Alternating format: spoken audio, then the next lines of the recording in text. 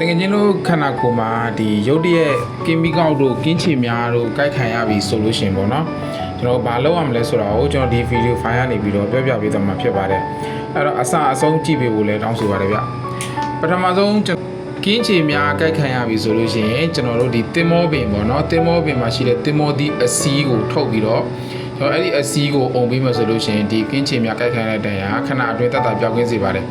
နောက်တစ်ခုကကျတော့ဒီကင်မီကောက်ပေါ့နော်ကင်မီကောက်ကိုက်ခံရပြီဆိုလို့ရှိရင်တော့ကျွန်တော်တို့တံမြသီးတစ်လုံးကိုယူပြီးလို့ရှိရင်အရေးညှစ်ပြီးသွားပြီဆိုလို့ရှိရင်ကျွန်တော်တို့ဒီအချိုမုတ်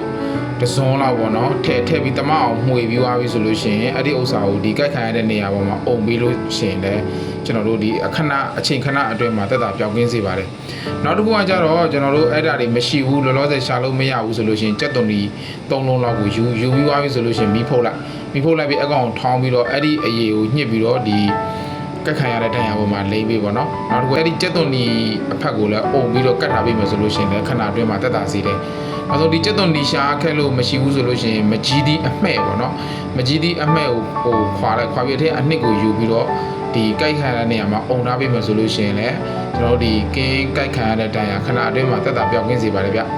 အဲ့တော့ဒီကျေးလက်ဒေတာမှာရှိနေတဲ့ညီကိုမောင်နှမများတကယ်ချင်းအပေါင်းအသင်းတွေဆိုလို့ရှိရင်ဒါအဖြစ်များတယ်ပေါ့နော်။တောင်ရလောက်ကြတာမျိုးလို့လဲတဲ့ကိုင်းတဲ့တွေမှာဒါမျိုးကက်ခံရတာများပါတယ်။အဲ့တော့ဒီနီလန်းလေးကိုကျွန်တော်တို့ကက်ခံရပြီဆိုတော့လည်းကျွန်တော်ပြောခဲ့တဲ့နီလန်းလေးအတိုင်းစမ်းလုပ်ကြည့်ကြပါလို့ကျွန်တော်ပြောချင်ပါတယ်ဗျ။